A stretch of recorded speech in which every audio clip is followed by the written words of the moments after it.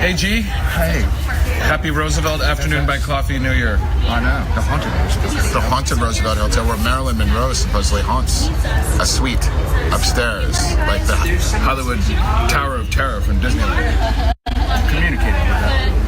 I have attempted to contact Marilyn, but I'm not an A-list guy, so I guess she doesn't want That's to important. hook up. So we are here at the Roosevelt. We're hanging out, having coffee. Grabbing my water. Yes, and I'm grabbing my vape. We are My connection. by the pool. We are by the pool. Is it okay for vampires to be by the pool? Hell yeah, we got Lost Boys beach parties all the time, man. That's Pool- right. Lost Boys Tell me pool about parties. That's awesome. So, all right, so What a great setting for us to be in today. This is gorgeous. And there's so much exciting stuff that's happening. What a perfect time to come together and talk about a tremendous event that's coming up. Father Sebastiaan is with us. Why don't you talk a little bit about that with G. Tom Mack? The Los Angeles Vampire Ball, produced by the Endless Night Productions team. That's Absolutely. what I've heard. That's what I've heard. And I heard G. Tom Mack, the singer and songwriter of the iconic vampire song, the most famous vampire song in human history, Cry Little Sister, from the movie soundtrack of Lost Boys, the theme song, will be performing live at midnight. That's right. I heard that too. What a In fact, coincidence. there was a contract that I am going to do that. I'm going to appear. Excellent. Cheers to that. Cheers to that, indeed. Okay, it's lemon water, so it's all right. It's all right. Yeah. cheers, lemon water, coffee. Well, what a great way to kick off my musical. Can I be so bold? Yes, and Absolutely. we hear about rumors of a prequel Lost Boys musical. Reimagined. Reimagining? Like Battlestar Galactica. I'm such a geek. I'm sorry, I geek out all the time. It's Star Wars, Battlestar Galactica, Star Trek. I'm with you in geekism. Are you a Star Wars or Star Trek fan? I'm more of a Star Wars fan. Okay, you're cool. My brother is a Star Trek. It was always that thing in the family. Star Wars, Star Trek. Star Wars for me. The Battle of Stars. And Harrison Ford's a friend of mine, so that even makes it more of a thing for me. Does he like to talk about Han Solo? I heard he hates it. I don't ask him to talk about it. I mean, he'll occasionally bring something up about So it. you know Indiana Jones and Han Solo. Yeah, I know both of them. What a coincidence. And they're nothing alike. Two different guys. Yeah, it's pretty cool. Though. So I mean, tell us about your musical that's coming up. well, A Lost Boys story, which is obviously based around the movie Lost Boys. But as to your point about sort of prequel-esque, reimagining, but it tells a backstory to David. And So it's a reimagined backstory. yeah, I mean, he's adopted. He was born in Lithuania, came to be in Lithuania at an orphanage, and no one other than Max, it runs the orphanage. And You mean Max, the famous Max? Famous Max. That everybody didn't think was an vampire until the end of the movie? That's right. Spoiler alert, sorry. Yeah, well, there's a lot of cool things in the musical that we won't get into. There would be spoiler alerts if there were. But, yeah, it's cool in the sense that... cool in the sense. I feel good that I've been able to create something cool, but at the same time tells a backstory to not only David, but how he meets the other vampires. And So he puts his coven together? that's exactly right. Do you have the bottle from the movie? I don't have the bottle. Can we get that? Does it still exist? Yeah, well, it does exist. Where is it? That's a really good question. Somebody actually told me once, and I can't remember where they said it, where it is. You know who that It'll is? come to me Can we later. track it down and buy it? If I can buy it, I'll give it to you as a birthday present. And when is your birthday? Next week. Hurry up, man. I got time. Hurry up, I want the bottle. I want the bottle with Max's blood. Spoiler alert! Is on my side. I don't know why I did that. Anyway. Talk about the inspiration of the music from the Lost Boys story, the musical. It's such an integral part.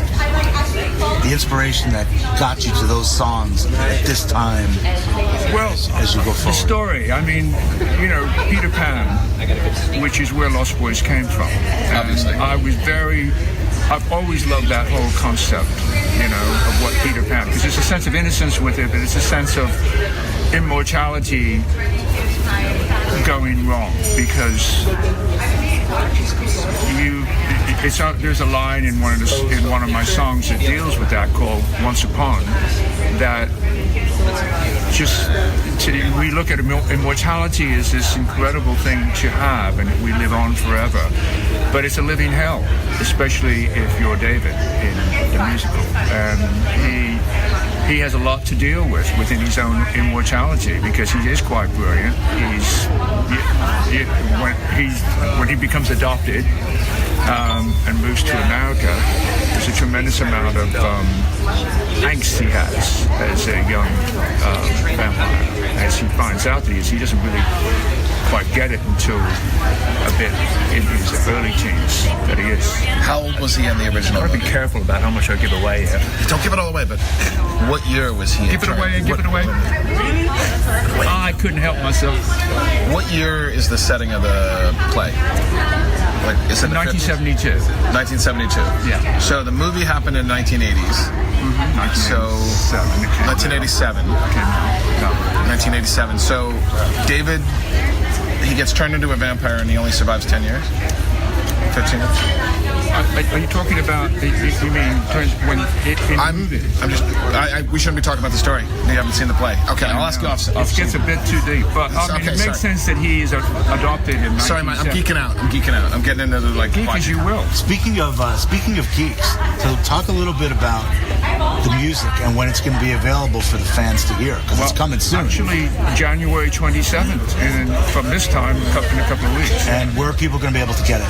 They can go on. You can download it if you want to do that. Old school. Is that old school now? But it'll be iTunes, Amazon, everywhere. And Spotify, we are doing, and there will be. And, a lot of fans do have requested getting CDs and vinyl, so we're knocking that out as well. But that won't be until early March. We could go to Tower Records. I want to go. We should take a picture with the vinyl cover in front of Tower Records. Yeah. That would be. So before we wrap this up, the last question that fans want to hear more about is this passion base that you are part of. Is it really true about the Fangs? What about the Fangs? The whole. Talk a little bit about the Fang culture. Fang culture, that's a great word. I've used that many times. Fang culture is basically, I started making fangs. I got fangs for my prom back in 93.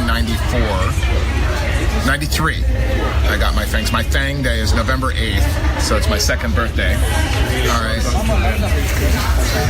That's the real birthday. And yeah, I know. I got him with my girlfriend, and we went to the prom, and she wanted to be immortal because she was very ill, and she missed her prom the year before. She was a year older than me. So I took her to my prom as a vampire. We decided to go as vampires to be like vibrant and healthy. Because my vision of vampires is not a depressed, morbid, cursed being. My vision of vampires is this incredibly empowered, godlike being that has an opportunity to live forever. It's not like Lestat. Lestat the Lion Claw is like, I'm a vampire, I'm loving it, it's all good, Louis, you're an asshole. Okay. Louis okay. I do know my So I don't see vampires as a curse thing. I see them as the next step of human evolution and happy, but passionate.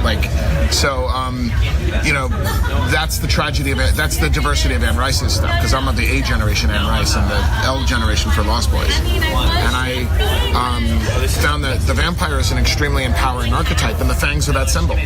So when I started making fangs as a dental technician, I worked for a dentist for 2 years. I just saw when people looked in the mirror and they had their fangs, it was an incredible level of empowerment. Just incredible.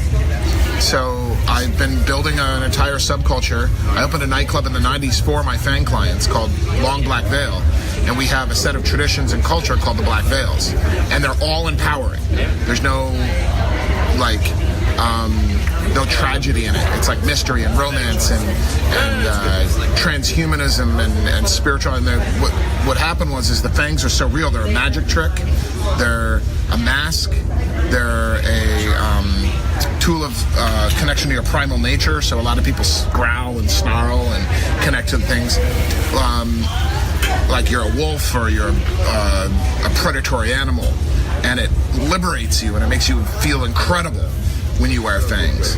And I put an energy into it. And the Black Veils, I just recently released a book called Black Veils that describes the culture that evolved from the people that interacted in my fangs, which I call the Sabertooths. And Sabertooth was the original name of my fang business, but now it's Fangs by Father Sebastiaan. And the vampire for me is an incredibly powerful mythology. It's a living mythology that you can interact with, and the fangs symbolize that. And they're also an incredible sex toy. Everybody wants to know what it's like to kiss or make out, or as you watch the BuzzFeed video, if you see that, there's a girl that says something at the end, and a gentleman does not say such things.